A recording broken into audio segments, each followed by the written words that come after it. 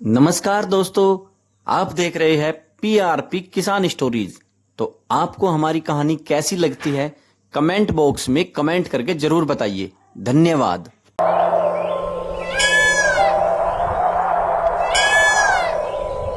एक शहर के किनारे एक छोटा सा घर था जहाँ कोमल और राधा रहती थी। दोनों अनाथ थी, लेकिन उनके स्वभाव में जमीन आसमान का फर्क था। कोमल को अपने रंग रूप पर बहुत घमंड था।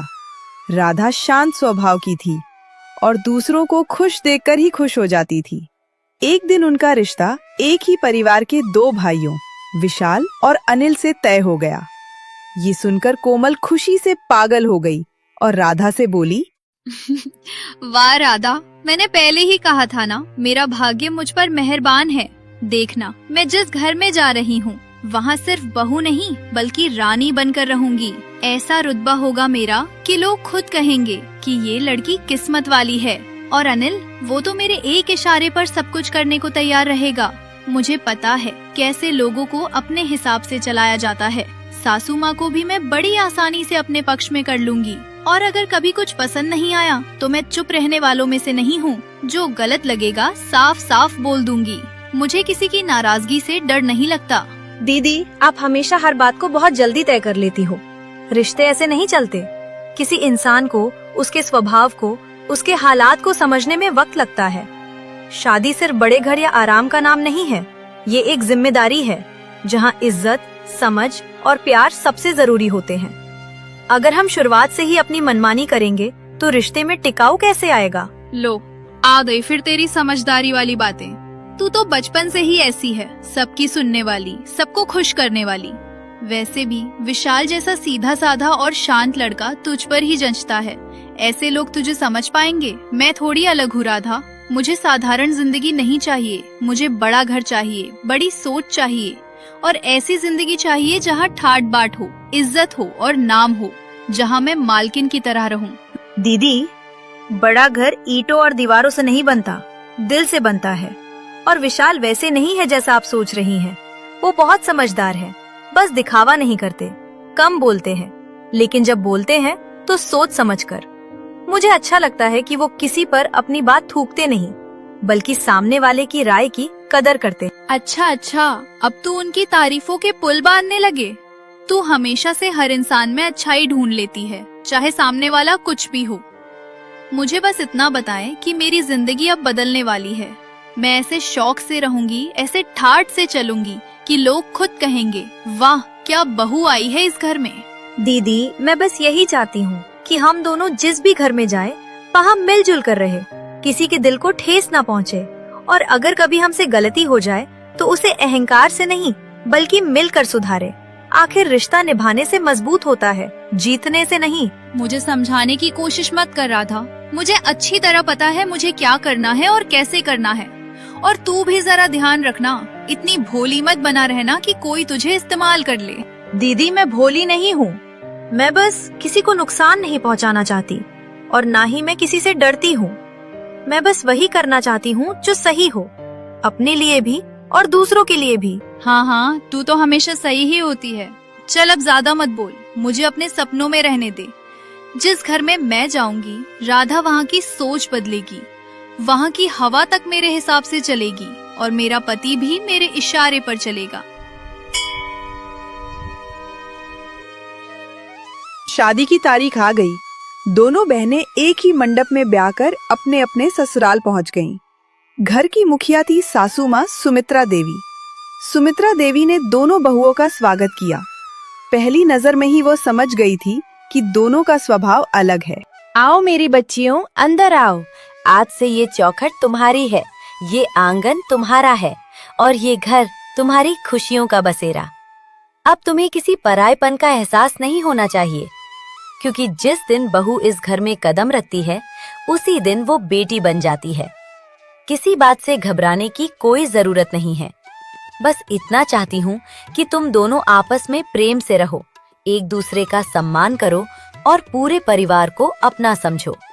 मैं तुम्हारी सास नहीं, तुम्हारी माँ बनने की कोशिश करूंगी। जी सासू माँ, हमें अच्छी तरह पता है कि अब यही हमारा घर है। हम कमजोर नहीं हैं कि किसी बात से डर जाएं। हम कोई गली की भिखारिन नहीं जो सिर झुकाकर जिएं। हम इस घर में जिम्मेदारी निभाने आई हैं, घर को अपने तरीके से संभालने आई हैं। और हाँ, उम्मीद करती हूँ कि हमें यहाँ रानी की तरह सम्मान मिलेगा। आखिर अनिल मुझसे बहुत प्यार करते हैं और जहाँ प्यार होता है वहाँ किसी कमी की जगह नहीं होती। बेटी, शब्द सोच समझकर बोलने चाहिए। ये घर किसी का राज्य नहीं है और ना ही यहाँ कोई रानी या नौकर होता है। यहाँ सब बराबर हैं, प्यार से बंधे हुए। लेकिन तुम्हारी बातों में आत्मविश्वास कम और घमंड ज्यादा दिखाई दे रहा है। याद रखना, घमंड रिश्तों की नींव को खोखला कर देता है। माफ कर दीजिए सासू माँ, दीदी सफर से बहुत थक गई हैं। शायद इसीलिए शब्दों का संतुलन नहीं रख पाई। हम दोनों आपके दिए संस्कारों को सिर आंखों पर रखेंगे।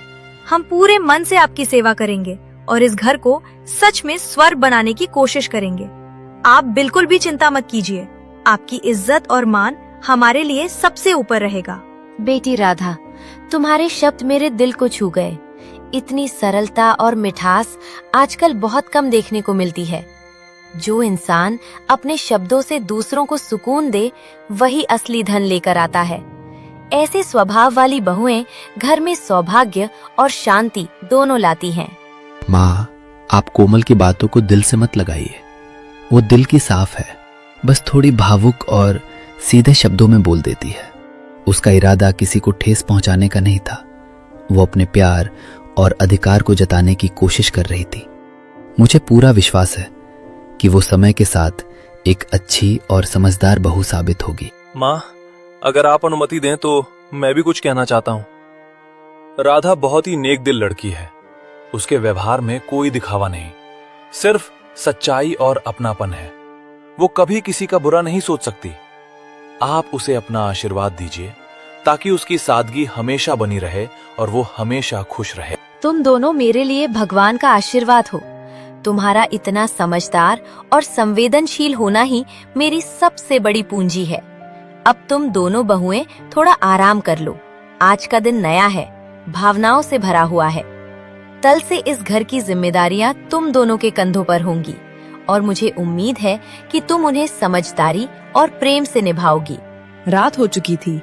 कोमल ने तुरंत अनिल से बात करना शुरू कर दिया। देखो अनिल, मैं कब से तुम्हें समझाने की कोशिश कर रही हूँ, लेकिन तुम हर बात को हल्के में ले लेते हो। ये घर मुझे सच में बहुत छोटा और घुटन भरा लगता है। ऊपर से तुम्हारी माँ हर बात में टोकना, हर काम में कमी निकालना मुझे बिल्कुल पसंद नहीं। मैं कोई ऐसे वैसे घर से आई लड़की नहीं हूँ। मैंने सपने देखे थे कि शादी के बाद मुझे सम्मान मिलेगा, मुझे रानी की तरह रखा जाएगा। अगर यहाँ मुझसे उम्मीद की जाएगी कि मैं हर वक्त समझौते करूँ, हर किसी की बातें सहूँ, तो बताओ मैं कैसे रहूंगी। तुम जाकर उन्हें साफ साफ समझा दो कि मैं तुम्हारी पत्नी हूँ, कोई नौकरानी नहीं जो सुबह शाम घर के कामों में लगी रहूंगी। कोमल की बात सुनकर अनिल घबरा जाता है। कुछ पल चुप रहता है, फिर संयम के साथ बोलता है, कोमल, तुम इस तरह क्यों बोल रही हो? तुम जानती हो ना कि माँ का स्वभाव शुरू से ही थोड़ा सख्त रहा है, लेकिन उनका दिल बुरा नहीं है। वो सबके साथ एक जैसा व्यवहार करती हैं, चाहे वो तुम हो, राधा हो या मैं खुद। और जहां तक इस घर की बात है, तो ये मेरे लिए सिर्फ ईंट पत्थर का ढांचा नहीं है। ये हमारा पुश्तैनी घर है। इसमें दादा दादी की यादें बसी हैं, पापा की मेहनत की निशानी है। हो सकता है ये घर बड़ा या आलीशान ना हो, लेकिन इसकी अपनी एक गरिमा है।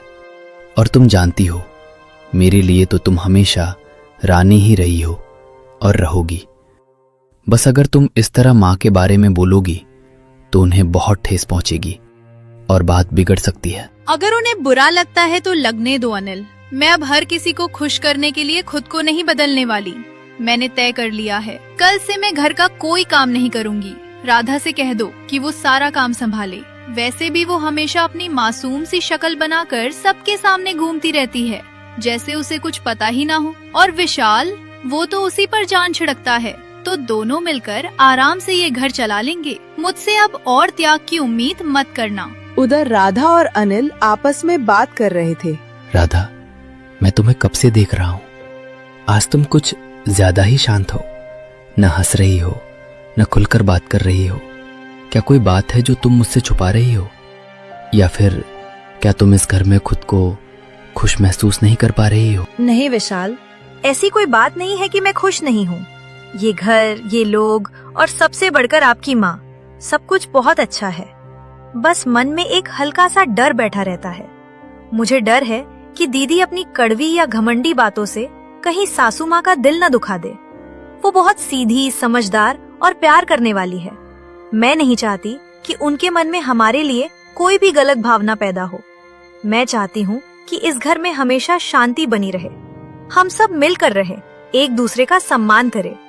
इसलिए मुझे लगता है कि हमें मिलकर सासू माँ का दिल जीतना चाहिए, अपने व्यवहार से, अपने संस्कारों से और अपने प्यार से।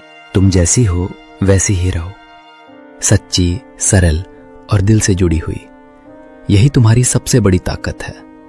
बाकी जो भी बातें होंगी, जो भी मुश्किलें आएंगी, उन्हें संभालने की जिम्मेदारी मेरी है। मैं वादा करता हूं राधा, इस घर में किसी का दिल नहीं टूटेगा। सब कुछ धीरे धीरे ठीक हो जाएगा।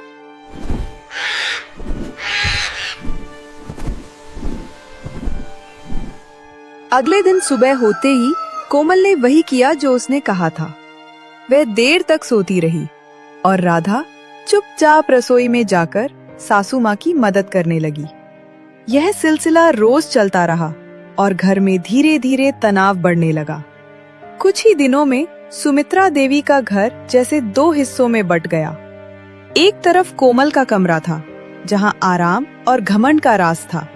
दूसरी तरफ रसोई और घर के काम थे, जहाँ राधा अपनी सादगी और मेहनत से सब संभाल रही थी।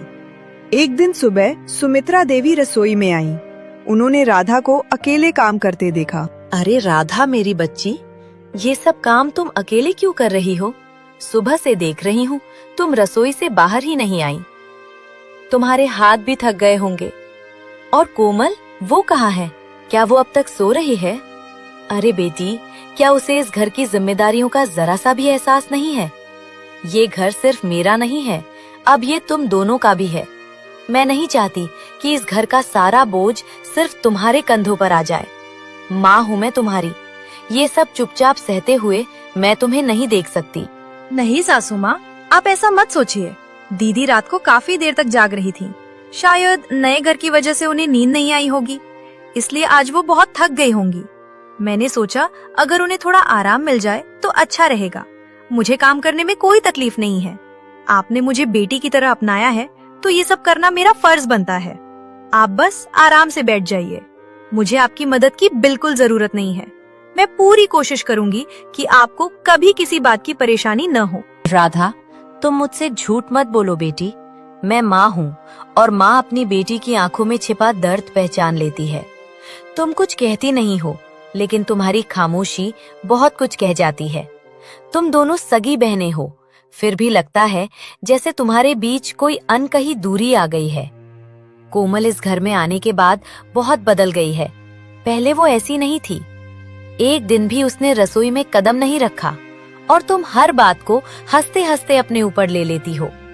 मुझे डर है कहीं तुम ये सब सहते सहते अंदर से टूट ना जाओ। सासू माँ, आप दिल छोटा मत कीजिए।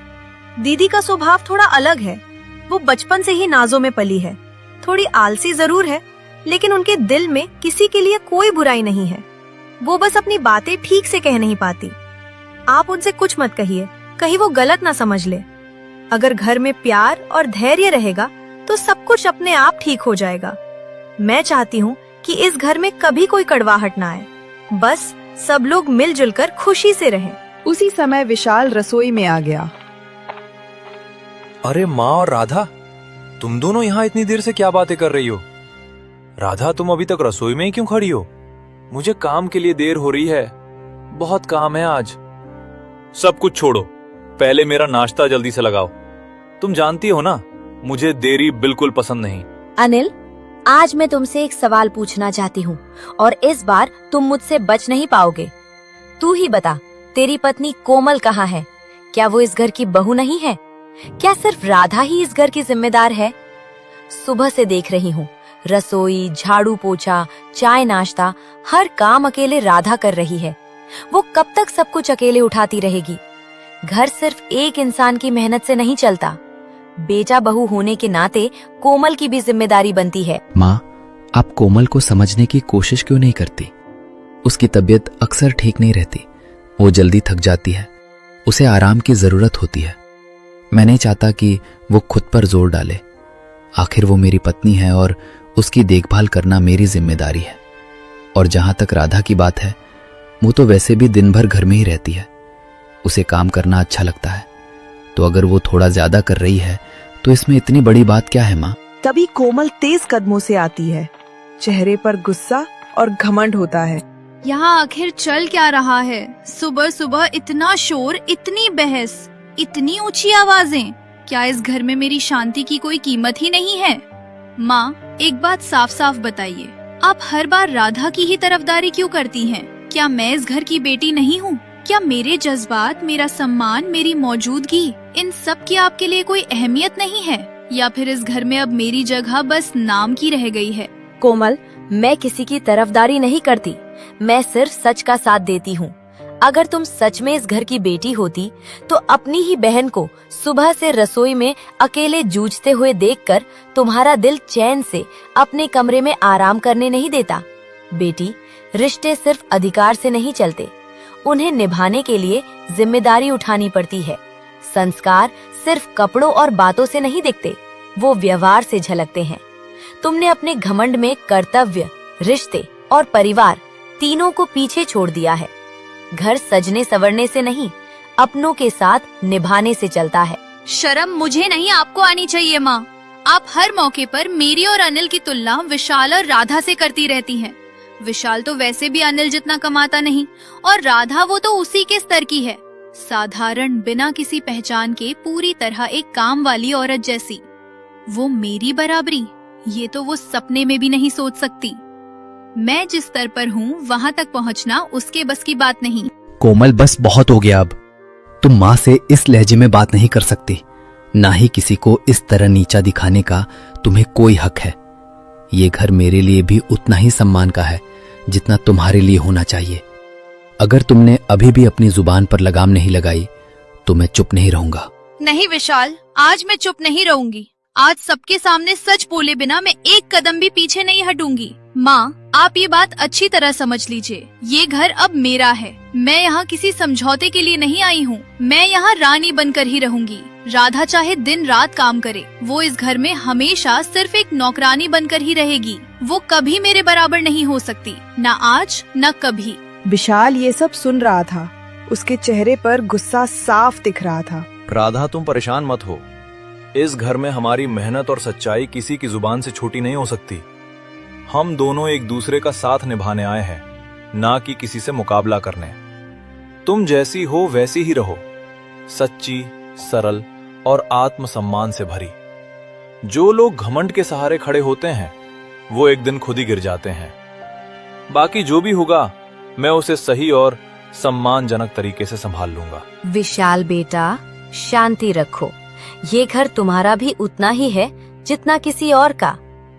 गुस्से में लिया गया फैसला अक्सर जिंदगी भर का पछतावा बन जाता है।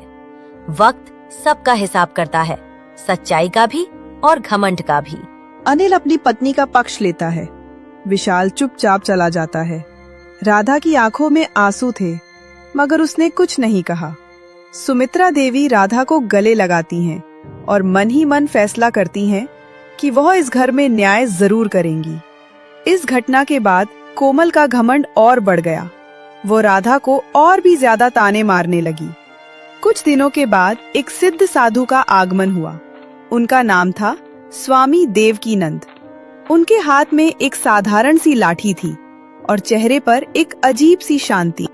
अलख निरंजन माता, मैं कई दिनों से भ्रमण कर रहा हूँ। रास्ता बहुत लंबा था, मेरे पैर थक गए हैं, शरीर में कमजोरी महसूस हो रही है। मुझे बहुत भूख लगी है और गला भी सूख रहा है। यदि इस पवित्र घर में एक वक्त का सरल भोजन और थोड़ा सा जल मिल जाए तो मेरी थकान दूर हो जाएगी। साधु का पेट भरना बड़ा पुण्य होता है माता, इसीलिए तुमसे विनती करने आया हूँ। सुमित्रा देवी ने उन्हें गौर से देखा और श्रद्धा से भरकर अंदर गई। उन्होंने राधा को अपने पास बुलाया और कहा, दरवाजे पर एक पूज्य महात्मा आए हैं, उनकी सेवा करना हमारा धर्म है। तुम तुरंत रसोई में जाओ और साधु महाराज के लिए सादगी भरा लेकिन प्रेम से भरा प्रसाद बनाओ। जल्दी करो बेटी। राधा तुरंत तेजी से रसोई में गई और साधु के लिए स्वादिष्ट भोजन बनाने लगी। उधर कोमल भी साधु की आवाज सुनकर बाहर आई। उसने साधु को ऊपर से नीचे तक देखा और तिरस्कार से बोली, अरे ये कैसा आदमी हमारे दरवाजे तक चला आया है। उसके कपड़े देखिए, उसकी हालत देखिए, वो तो किसी भिखारी से भी बदतर लग रहा है। माँ, आप सच में मुझे हैरान कर देती हैं। आप ऐसे अनजान और संदिग्ध लोगों को घर के अंदर क्यों आने देती हैं? क्या हमारा घर कोई धर्मशाला है जहाँ जो भी थका हारा भूखा प्यासा आकर दरवाजा खटखटाए और हम उसकी सेवा करते रहें? आज वो खाना मांग रहा है, कल पता नहीं क्या मांगने लगे। अनजान लोगों से दूरी रखना ही समझदारी होती है। आपको जरा भी डर नहीं लगता क्या? कोमल बस, अब एक भी शब्द नहीं। तुम्हारी ये जुबान तुम्हारे संस्कारों पर सवाल खड़े कर रही है। ये व्यक्ति कोई साधारण भिखारी नहीं है, एक महात्मा है, थके हुए, भूखे और प्यासे। हमारी संस्कृति में अतिथि को भगवान का दर्जा दिया गया है। जो हमारे द्वार पर आता है उसे खाली हाथ लौटाना पाप माना जाता है। धन दौलत से बड़ा इंसान का हृदय होता है और तुम्हारे ये शब्द मुझे बहुत दुख पहुंचा रहे हैं। माँ, आप भावनाओं में बह जाती हैं। आजकल हर दूसरा आदमी महात्मा बनकर लोगों को बेवकूफ बनाता है। सम्मान हर किसी को नहीं दिया जाता। सम्मान वही पाता है जो उसके लायक हो। मैं अपनी मेहनत का खाना किसी अनजान इंसान पर यूं ही लुटाने वाली नहीं हूँ। मैं साफ साफ कह रही हूँ, ना मैं इन्हें खाना दूंगी ना पानी। हम कोई मजबूर नहीं है कि हर आने जाने वाले की सेवा करें। अगर आप चाहें तो करें, लेकिन मुझसे इसकी उम्मीद मत रखिए। साधु मुस्कुराए लेकिन वे कुछ नहीं बोले। इतने में राधा भोजन लेकर बाहर आई और विनम्रता से बोली, साधु बाबा, कृपया मेरी दीदी की बातों को अपने हृदय से मत लगाइए। उनका स्वभाव थोड़ा तीखा है, पर उनका मन बुरा नहीं है। कभी कभी मन की उलझने शब्दों में कठोरता बनकर बाहर आ जाती हैं। आप यहाँ पधारिए, इस चौकी पर बैठ जाइए। मैंने अपने हाथों से आपके लिए सादा सा भोजन बनाया है। यह भोजन किसी महल की रसोई से नहीं आया, ना ही इसमें कोई विशेष व्यंजन है, पर इसमें मेरी पूरी श्रद्धा, मेरी मेहनत और वह आदर है जो मैं अपने बड़ों और अतिथियों के लिए रखती हूँ। यदि इसमें कोई त्रुटि रह गई हो या यह आपकी अपेक्षाओं पर खरा ना उतरे तो मुझे अपनी बेटी समझकर क्षमा कर दीजिएगा बाबा। बेटी, तुम्हारे हाथों में सचमुच अमृत बसता है। इस भोजन की सुगंध ही नहीं बल्कि तुम्हारे मन की पवित्रता मेरी आत्मा तक पहुंच रही है। तुम्हारी आवाज में न कोई बनावट है न कोई दिखावा, सिर्फ सच्चाई है, और वही सच्चाई सबसे बड़ा आहार होती है। आज तुमने मुझे भोजन से भी बढ़कर एक ऐसा सुकून दिया है जो वर्षों के तप से भी नहीं मिलता। पर बेटी, मैं यहाँ केवल भूख मिटाने नहीं आया हूँ। मैं एक ऐसी चीज की तलाश में हूँ जिसे पाना हर किसी के बस की बात नहीं। बाबा, आप जो भी कहना चाहते हैं निसंकोच होकर कहिए।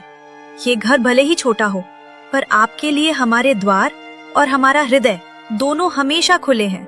अगर हमारी सामर्थ्य में होगा तो हम आपकी हर इच्छा पूरी करने का पूरा प्रयास करेंगे। मुझे इस घर की सबसे कीमती अमानत चाहिए बेटी। न सोना, न चांदी, न धन दौलत, न जमीन जायदाद। मुझे वो चाहिए जो इस घर को सांस देता है, जो इसे जोड़े रखता है, जो सब कुछ सहकर भी कभी शिकायत नहीं करता। वो चीज जो सबके सामने है फिर भी किसी की नजर में नहीं आती। ये कैसी पहेलियाँ बुझा रहे हैं आप बाबा? इस घर को अगर कोई चलाता है तो वो सिर्फ मैं हूँ। मेरी मर्जी के बिना यहाँ पत्ता तक नहीं हिलता, और मैं कोई वस्तु नहीं हूँ जो आप यूँ मांगते फिरे। नहीं बेटी, तुम भ्रम में हो। तुम अधिकार से घर चला सकती हो, पर त्याग से नहीं। जिस चीज की मैं बात कर रहा हूँ वो सत्ता से नहीं, संवेदना से जन्म लेती है। वो भाव तुम सबके भीतर है, पर उसकी असली रोशनी सिर्फ एक ही व्यक्ति में झलकती है। साधु धीरे धीरे राधा की ओर देखते हैं। राधा, क्या तुम मुझे वो दे सकती हो जो तुम्हारे पास सबसे अनमोल है, वो जो सबसे ज्यादा है पर सबसे गहराई में छुपा हुआ है, वो जिसे तुम सबके लिए रोज कुर्बान करती हो मगर कभी किसी से मांगती नहीं। बाबा, मेरे पास देने के लिए कुछ भी नहीं है। ना धन है, ना नाम, ना पहचान। मेरे पास बस मेरी सादगी है, मेरी मेहनत है और मेरा वह मन है जो हर अपमान को चुपचाप सह लेता है। अगर यही आपको चाहिए तो मैं अपना पूरा जीवन इस घर की सेवा में अर्पित कर दूंगी। जो कुछ भी मेरे भीतर है सब आपके चरणों में समर्पित है। नहीं बेटी, मुझे तुम्हारा जीवन नहीं चाहिए। मुझे चाहिए तुम्हारा वो आंसू जो तुम रात के अंधेरे में सबसे छुपाकर अपने तकिए पर गिराती हो। वही आंसू जिसमें तुम्हारी पीड़ा भी है, तुम्हारी सहनशीलता भी और तुम्हारी सच्चाई भी। वही आंसू इस घर की असली धरोहर है। और जिस दिन इस घर ने उस आंसू की कद्र कर ली, उस दिन ये घर सचमुच मंदिर बन जाएगा। सुमित्रा देवी स्तब्ध रह गई। कोमल ने फिर उपहास किया। ओ वाह, आज तो इस घर में नाटक की सारी हदें पार हो गईं। पहले साधु बाबा आए, फिर उपदेश दिए, और अब तो कमाल ही हो गया। बाबा आंसू मांग रहे हैं। अरे कोई मुझे बताएगा, आंसू भी कभी कीमती हुआ करते हैं क्या? क्या आजकल बाजार में सोना चांदी नहीं बल्कि आंसू तोले जाते हैं? ये सब पूरी तरह पागलपन है। माँ, आपने देखा ये लोग मिलकर कितना बड़ा नाटक रच रहे हैं। बेटी कोमल, तुम्हारी हंसी में जो व्यंग है वही इस घर की सबसे बड़ी विडंबना है। तुम नहीं जानती कि आंसू कितने अनमोल होते हैं। राधा बेटी, मैं तुमसे कोई धन, कोई गहना या कोई वस्तु नहीं मांग रहा। मैं तो बस तुम्हारे हृदय में छुपे वो आंसू मांग रहा हूं जो तुमने कभी किसी को दिखाए नहीं। क्या तुम मुझे अपने वे आंसू दोगी जो तुम्हारी चुप्पी में हर दिन बहते रहे? मैं तुम्हें वचन देता हूं बेटी, तुम्हारे ये आंसू इस घर में वो सच्चाई उजागर करेंगे जो बरसों से इन दीवारों के भीतर दबी, कुचली और छुपाई गई है। और जब वो सच्चाई सामने आएगी तो यहां खड़ा हर इंसान खुद को पहचानने से डर जाएगा। राधा ने बिना तर्क किए सिर झुका दिया। वो अपने कमरे में गई और तकिए के कोने में सूखे हुए आंसू को एक रुमाल से धीरे से पोंछ कर लाई। बाबा, ये आंसू सिर्फ पानी की बूंदें नहीं है, ये मेरी असली पहचान है। इनमें मेरी वो पीड़ा है जिसे मैंने मुस्कान के पीछे छुपाया है। इनमें मेरी वो चुप्पी है जो हर दिन अपमान सहकर भी बोल नहीं पाई। ये आंसू इस बात का प्रमाण है कि मैंने सब कुछ सहा, लेकिन कभी इस घर की मर्यादा नहीं तोड़ी। आप इन्हें स्वीकार कीजिए बाबा, और जहां आपको उचित लगे वहां रखिए। अगर इनसे किसी सच्चाई का जन्म हो सकता है तो मेरा हर दर्द सार्थक हो जाएगा। साधु ने आंसू को एक छोटी पोटली में सावधानी से रखा। बेटी, तुम धन्य हो। तुम इस घर को चलाने वाली वो अदृश्य शक्ति हो जिसे कोई देख नहीं पाता, पर जिसके बिना ये घर कब का बिखर चुका होता। तुमने अपने आंसुओं से धैर्य, त्याग और सत्य को सींचा है। मैं इस पोटली को इस घर के आंगन में मिट्टी के नीचे दबा दूंगा, जहां कोई लालच, कोई घृणा और कोई झूठ इसे छू ना सके। जिस दिन इस पोटली से एक नन्हा सा पौधा निकलेगा, उसी दिन इस घर की सबसे बड़ी छुपी हुई सच्चाई सबके सामने आएगी। और उस दिन ना तो किसी की हंसी बचेगी, ना ही कोई सच्चाई से मुंह मोड़ पाएगा। ये कहकर साधु स्वामी विवेकानंद वहां से चले गए। कोमल ने इस बात को मजाक में उड़ा दिया, मगर सुमित्रा देवी और राधा इस घटना से बहुत परेशान थी।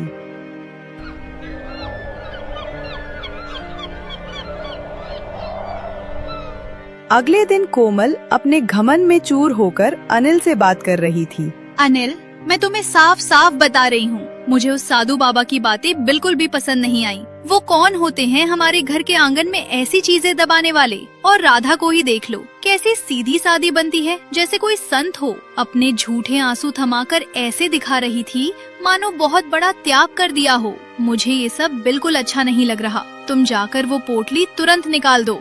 कोमल, मैं मानता हूँ ये सब थोड़ा अजीब है, लेकिन माँ कह रही थी कि वो साधु बाबा कोई साधारण व्यक्ति नहीं थे। लोग उनके शब्दों को सच होते हुए देखते आए हैं। माँ का कहना है कि हमें वैसा ही करना चाहिए जैसा बाबा ने कहा। शायद इसके पीछे कोई बड़ी वजह हो। अनिल, तुम भी ना हर बात पे माँ और साधु बाबा की ही सुनते हो। तुम समझ क्यों नहीं रहे? मुझे इस घर में कोई डर या अनहोनी नहीं चाहिए। आंगन में दबी पोटली मुझे बिल्कुल रास नहीं आ रही। सुन लो, अगर तुम नहीं निकालोगे तो कल सुबह मैं खुद उसे निकालकर बहुत दूर फेंक दूंगी। रात को कोमल चुपके से आंगन में गई और उस जगह को खोदने लगी जहां साधु ने पोटली दबाई थी। उसने पोटली निकाली और गुस्से में उसे दूर फेंक दिया। अगले ही पल जैसे ही उसने पोटली फेंकी, एक जोरदार बिजली चमकी। घर के चारों ओर एक अजीब सी उदासी छा गई।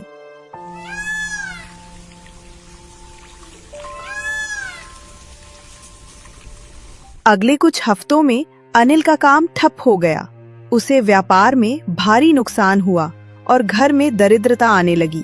कोमल का घमंड अब चिंता में बदल गया। अनिल, मुझे समझ नहीं आ रहा कि ये सब हमारे साथ क्यों हो रहा है। जिस घर को हमने अपने सपनों से सजाया था, आज वही घर धीरे धीरे उजड़ता जा रहा है। तुम्हारा व्यापार, जिस पर पूरे परिवार का भरोसा था, एक झटके में डूब गया। आज हालात ऐसे हो गए हैं कि हमें रोजमर्रा के खर्चों के लिए भी सोचना पड़ रहा है। मेरा दिल कहता है कि ये सब अचानक नहीं हुआ है। मुझे पूरा यकीन है कि उस दिन साधु बाबा का इस घर में आना और राधा का भावुक होकर अपने आंसू देना ही इस विनाश की शुरुआत थी। अगर राधा उस दिन इतनी भावुक ना होती, अगर उसने बाबा की बातों में आकर अपने आंसू ना दिए होते, तो शायद आज हमारा घर इस हालत में ना होता। कोमल, अब बस करो। हर बार अपनी गलती से मुंह मोड़कर किसी और को दोष देना बंद करो। आज जो कुछ भी हमारे साथ हो रहा है, उसकी असली वजह राधा नहीं, तुम खुद हो। क्या तुम्हें याद है तुमने बाबा की पोटली को किस घमंड और तिरस्कार के साथ फेंक दिया था? उस समय बाबा ने साफ साफ कहा था कि उस पोटली में इस घर की सच्चाई छुपी हुई है और उस सच्चाई का अपमान करना इस घर के लिए भारी पड़ सकता है। लेकिन तुमने उनके वचनों का मजाक उड़ाया, उन्हें ढोंगी समझा और उस पोटली को नष्ट कर दिया। आज जो नुकसान हम झेल रहे हैं, वो उसी अहंकार का परिणाम है और अब उसका दंड हम सबको भुगतना पड़ रहा है। कोमल बेटी, आज जो कुछ भी इस घर के साथ हो रहा है, उसका बीज तुम्हारे घमंड ने ही बोया था। मैंने तुम्हें कितनी बार समझाया था कि संत और महात्मा साधारण शब्द नहीं बोलते। उनकी हर बात के पीछे कोई न कोई गहरी सच्चाई और चेतावनी छुपी होती है। लेकिन तुमने हमेशा अपनी समझ को सबसे ऊपर रखा, अपने अहंकार को सही और गलत से बड़ा मान लिया। ये छोटी सी गलती नहीं थी कोमल, ये तुम्हारा वही अहंकार था जिसने पूरे घर की नींव हिला दी। आज ये घर संकट में है तो उसकी जिम्मेदार तुम हो। अब समय आ गया है कि तुम अपनी गलती स्वीकार करो और सच्चाई का सामना करना सीखो। एक सुबह सावित्री देवी आंगन में बैठी थी।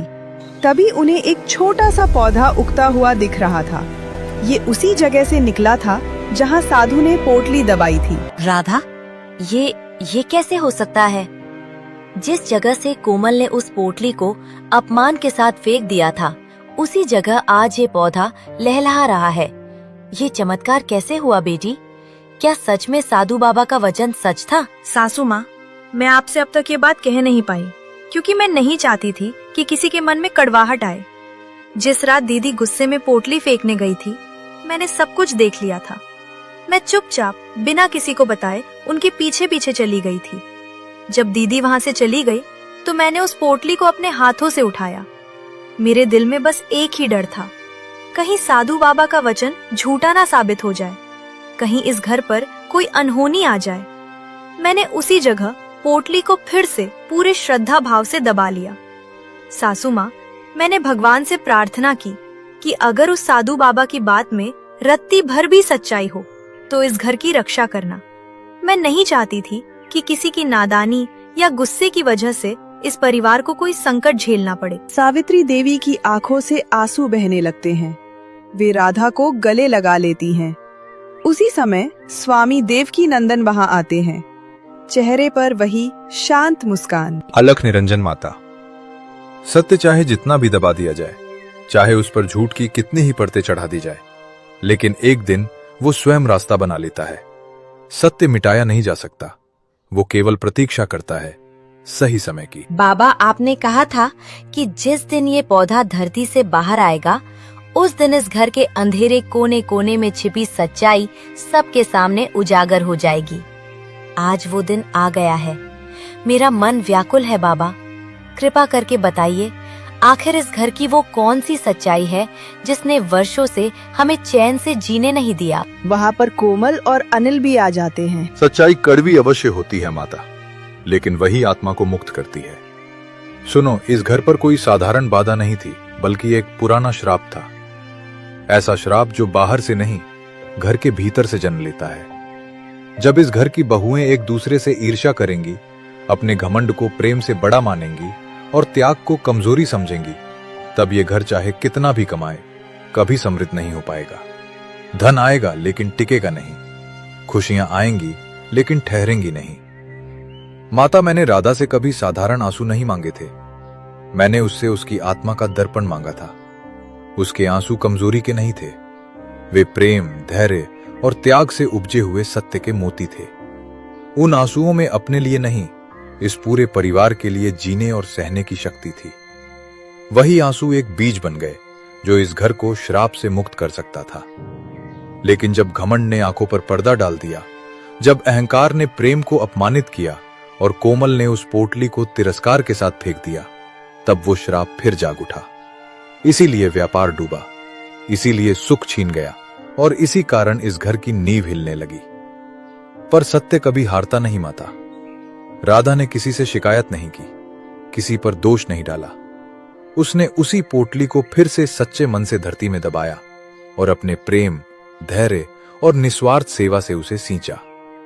आज जो पौधा तुम देख रही हो, वो केवल मिट्टी से नहीं उगा, वो राधा की आत्मा से उगा है।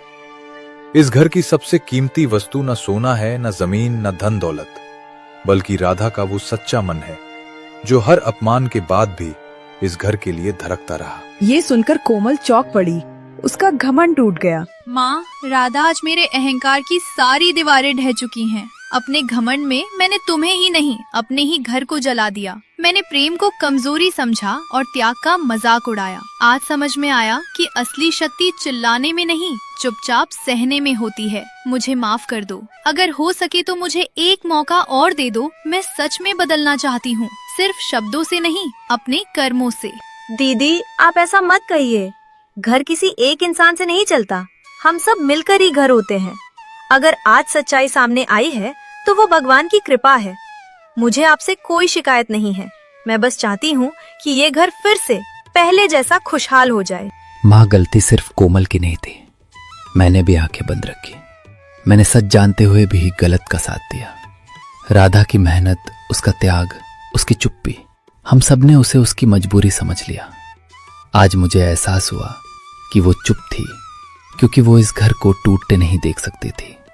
मैं वादा करता हूँ माँ, अब से सही और गलत के बीच कोई समझौता नहीं होगा। बेटा, गलती करना इंसान का स्वभाव है, लेकिन उसे स्वीकार करना केवल सच्चे दिल वाले ही कर पाते हैं। याद रखना, सत्य का रास्ता कठिन होता है, लेकिन वही अंत में शांति देता है। जहां प्रेम होता है वहां श्राप भी हार जाता है, और जहां सच्चाई होती है वहां घमंड टिक नहीं सकता। स्वामी देवकी नंदन मुस्कुरा रहे थे। आंगन में उगा वह पौधा हल्की हवा में लहरा रहा था, जैसे घर की नई शुरुआत का संकेत।